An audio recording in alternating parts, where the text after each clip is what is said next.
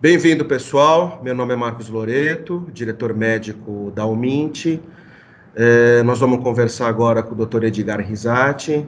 Dr. Edgar é diretor executivo, técnico e médico do Grupo Fleury, com quem nós vamos conversar um pouquinho sobre a testagem e as opções que nós temos hoje para o diagnóstico da Covid-19 do coronavírus. Então, primeiramente, queria agradecer imensamente a participação do Edgar aqui na nossa conversa.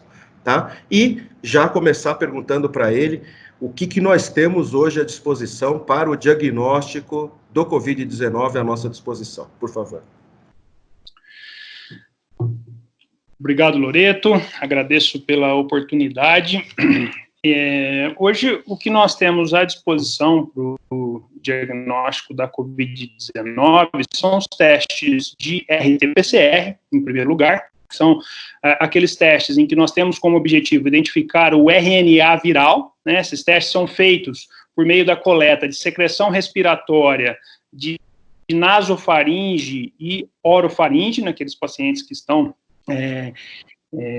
via ambulatorial. O que a gente faz no caso desses testes é a extração de RNA dessa amostra de secreção respiratória, né, do suave ali que é coletado da nasofaringe e orofaringe, e nós buscamos identificar o RNA do vírus SARS-CoV-2 por método de PCR em tempo real. Fazemos a transcrição reversa do RNA viral e amplificamos o DNA complementar obtido por um método de PCR quantitativo em tempo real. Então, esse é o teste aí considerado o padrão ouro para o diagnóstico dessa doença.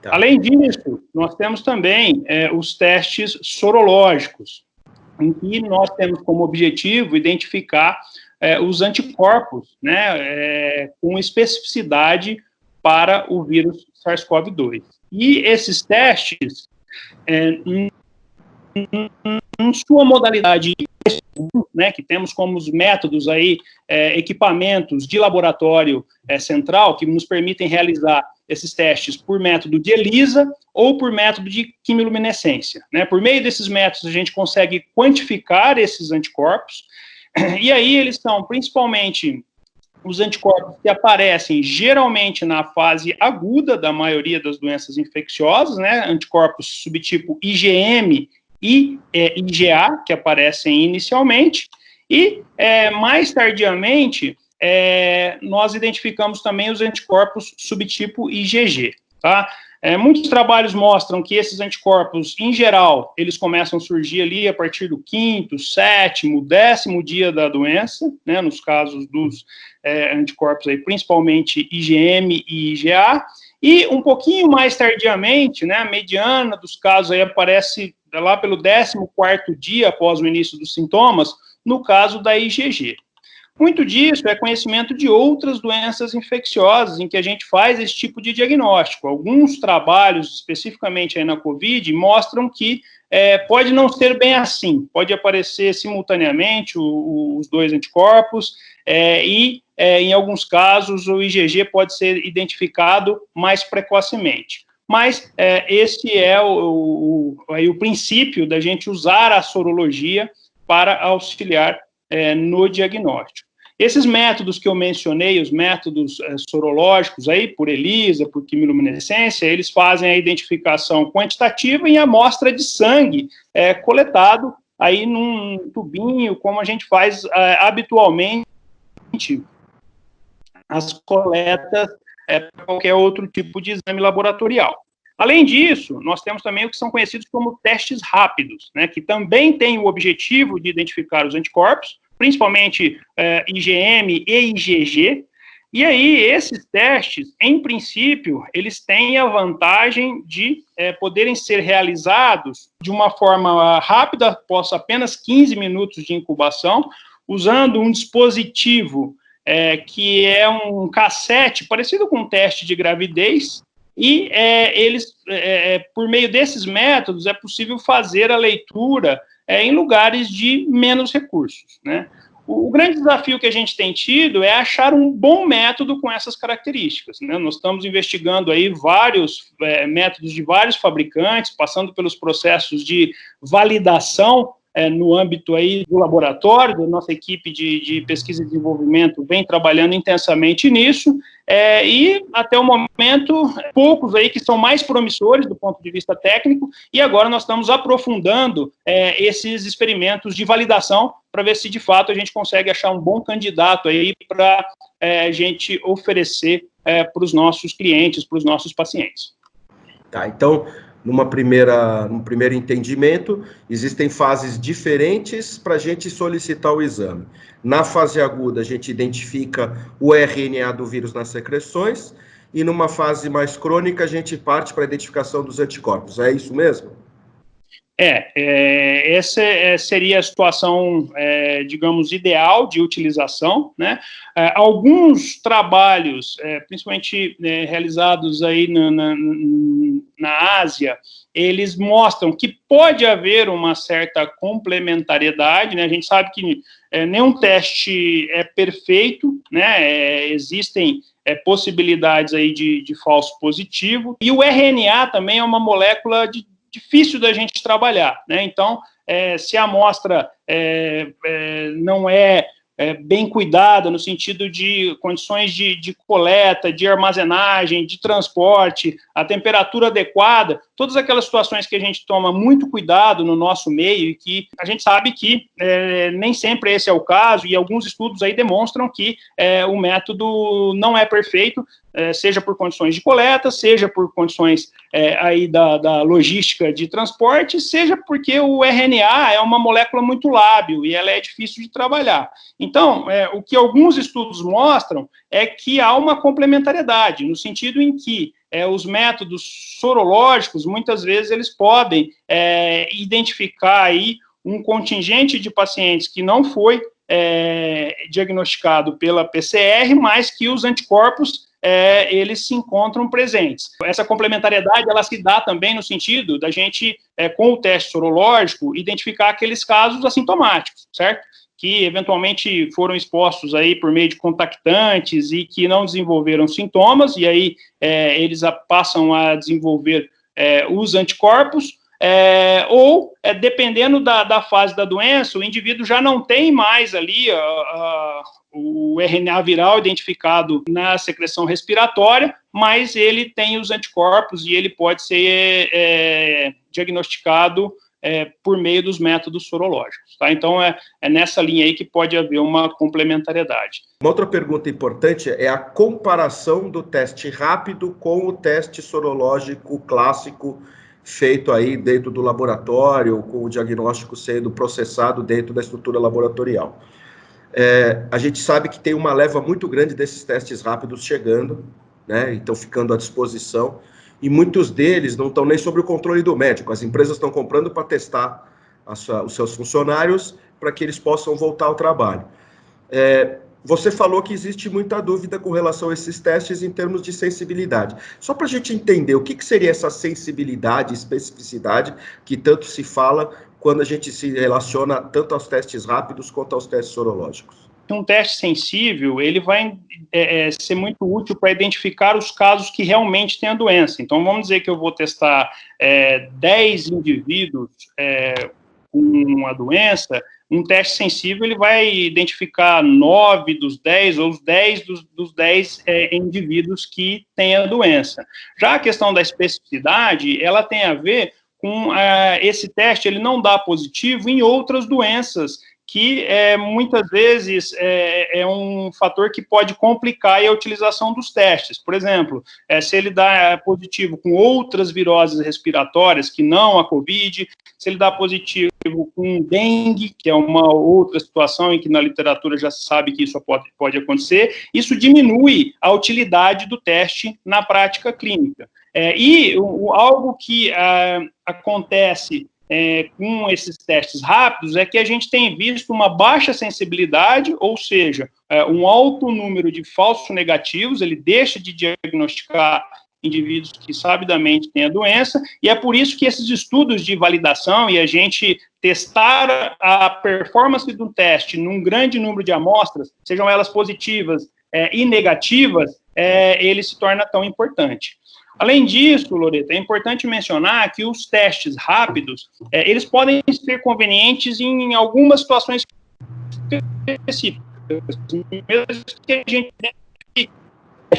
do ponto de vista aí das características de performance técnica do teste, ainda assim, ele nos traz algumas complicações na hora que a gente vai utilizar esse teste no dia a dia. Por quê? Porque ele é muito conveniente para a gente usar para 1, 2, 3 pacientes. Quando a gente tem um volume maior de pacientes, realizar esses testes na bancada, do ponto de vista operacional, passa a ser desafiador. Tá? É muito mais fácil quando a gente tem um alto volume de testes, a gente coletar os tubinhos de sangue que vêm identificados, que a gente manda para o laboratório e faz um processamento em equipamentos automatizados, libera um resultado que não tem digitação manual, não tem nenhuma chance de erro, que vai direto lá para o prontuário do paciente, e esse resultado vai para o médico, do que a gente trabalhar essas questões todas numa linha manual, né, processando diversas amostras de uma única vez,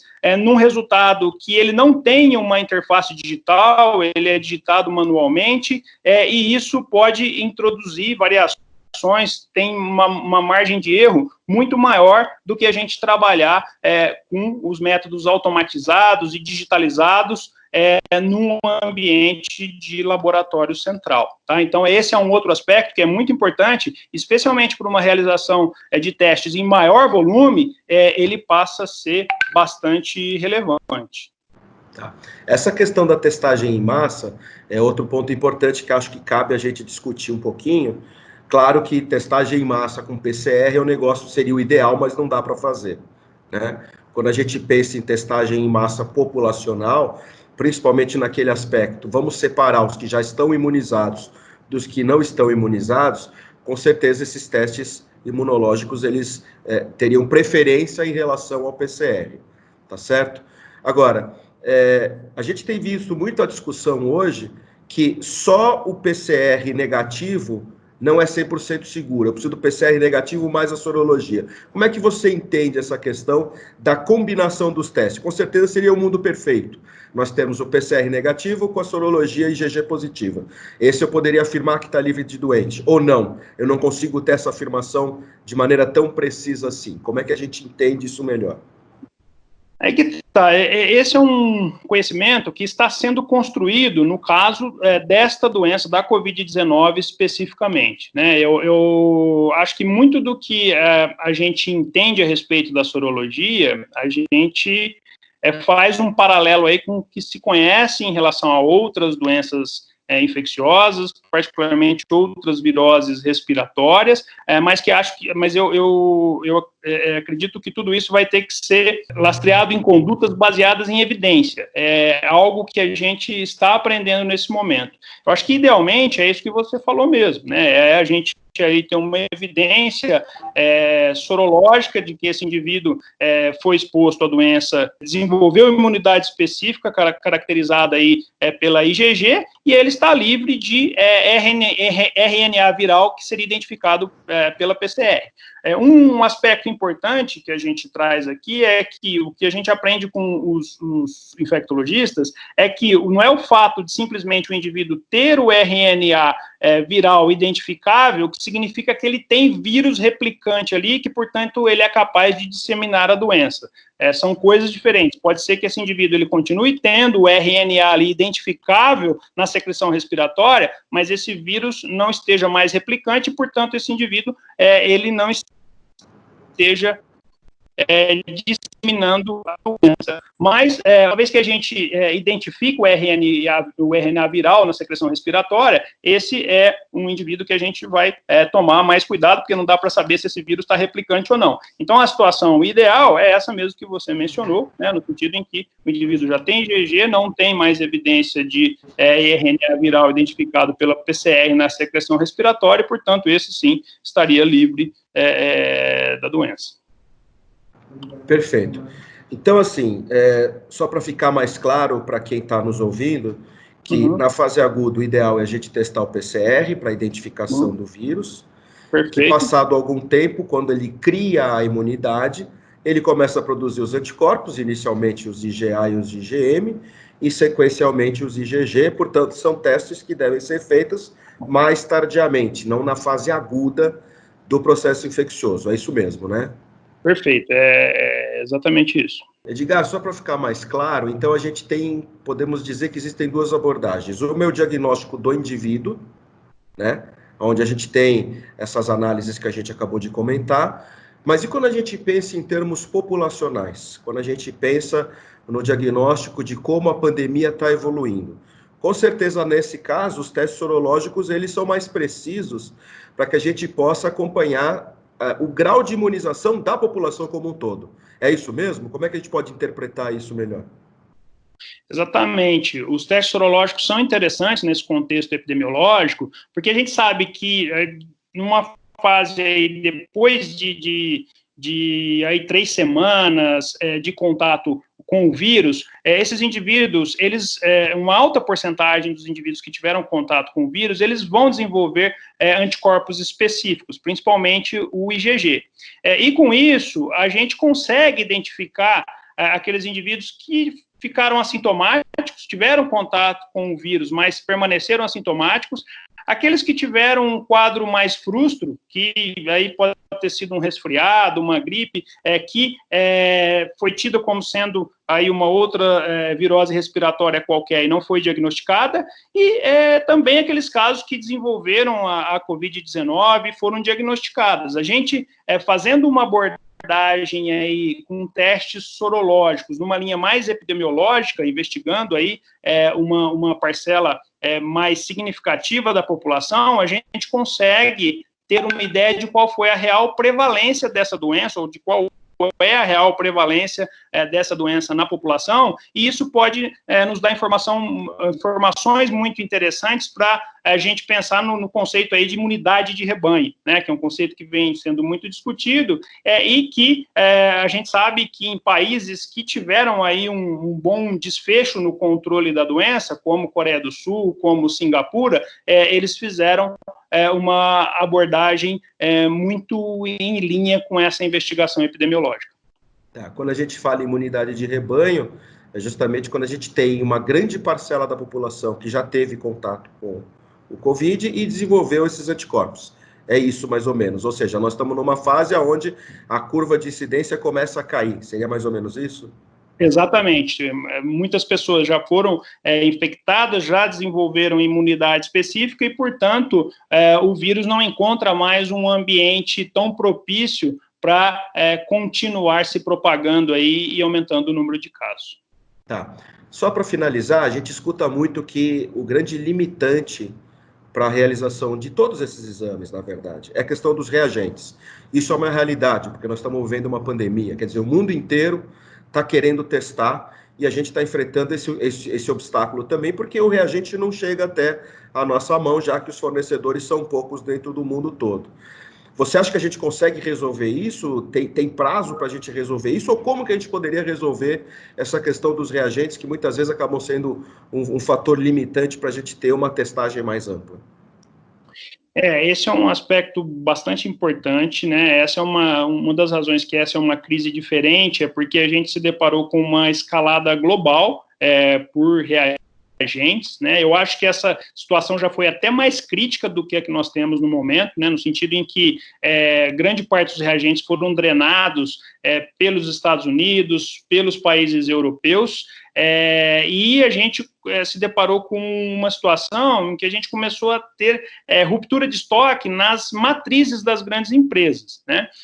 Hoje a gente já tem uma situação em que a gente também conseguiu reservar um certo estoque aqui no país, já está melhor do que foi algumas semanas atrás, mas ainda assim nós estamos aguardando aí alguns insumos de grandes empresas, alguns lançamentos que foram feitos e que ganharam aí uma uma notoriedade na mídia, mas que os equipamentos ou os reagentes não chegaram para a gente ainda, porque eles estão abastecendo primariamente os mercados dos países desenvolvidos. Então, a gente entende que, de agora para frente, é uma situação que tende a melhorar, né, e que a gente consegue ampliar a escala aí de realização dos testes para que a gente consiga chegar num cenário mais parecido com o que a gente vê dos outros países. Em outras palavras, eu acho que essa escassez relativa de testes que a gente se deparou aí durante o início da crise, ela tende a melhorar bastante nos próximos dias e nas próximas semanas. Isso, de uma certa forma, explica o porquê que hoje a gente está testando os pacientes internados ou mais graves, já que a gente não consegue e tem que dar prioridade para esses pacientes nesse momento, até a gente conseguir reequilibrar esse sistema como um todo, para que a gente possa fazer um uso mais epidemiológico dos testes. Acho que é mais ou menos isso, né, que a gente poderia deixar mais claro que essa testagem hoje está sendo efetuada muito mais nos pacientes internados, por uma questão limitante da quantidade de insumos que nós temos para poder testar em massa esses pacientes. Exatamente, esse é o ponto principal, né? O teste por PCR, ele já é um teste que ele não é de fácil escalabilidade, né? Ele é um teste que ele é, até certo ponto, artesanal, ele envolve extração de RNA, que não é um procedimento simples de ser realizado, ele envolve a realização da PCR, e ele não é um teste totalmente automatizado e passível da gente escalar facilmente. Embora a gente tenha ampliado bastante aí, várias vezes a nossa capacidade de produção, e com isso a gente hoje consegue processar um número considerável de testes com automação de etapas do processo, seja da extração de RNA, seja da parte da PCR. Mas, ainda assim, a gente se depara com essa questão da escassez dos reagentes, né? Que se a gente começar a fazer numa escala muito ampla, a gente corre o risco de ter ruptura de estoques aí dos reagentes. E é essa situação que eu menciono que ela já foi pior no passado, atualmente nós estamos com um cenário um pouco melhor em relação a acesso a reagentes, né, que nessa escala maior, a gente tem bem poucas empresas que conseguem fornecer no mundo todo, tá? São poucos os fornecedores desse tipo de reagentes. E hoje a gente está numa situação um pouco melhor e que, portanto, a gente está conseguindo ampliar a oferta de testes, no sentido em que não vão precisar ficar tão restritos apenas aos pacientes graves e hospitalizados, e a gente tende a ter um cenário aí em que a gente vai conseguir oferecer para um número bem maior de indivíduos com suspeita clínica da Covid-19. Edgar, vamos retomar um pouquinho a questão dos testes rápidos. Talvez nesse momento os testes rápidos eles passam a ter um apego melhor. O que você acha com relação a isso? Eu acho que esse é um conceito que a gente precisa tomar um pouco de cuidado, tá? Porque mesmo que a gente encontre um teste rápido ideal do ponto de vista aí, de características técnicas relevantes para o diagnóstico, em termos de sensibilidade, especificidade, de conceitos que a gente já mencionou, eu acho que do ponto de vista prático, ele é um teste que ele nos traz alguns desafios, né, no sentido em que ele é conveniente para fazer um de cada vez, né, e a gente ali ter um resultado relativamente rápido, mas se a gente estiver pensando numa utilização mais em larga escala, por um volume elevado de pacientes, a gente passa a ter um cenário mais complicado, no sentido em que o teste é muito bom para fazer 1, 2, 3 de cada vez. Do quinto em diante, ele já coloca algumas dificuldades do ponto de vista operacional, porque ele não é um teste que a gente consiga automatizar.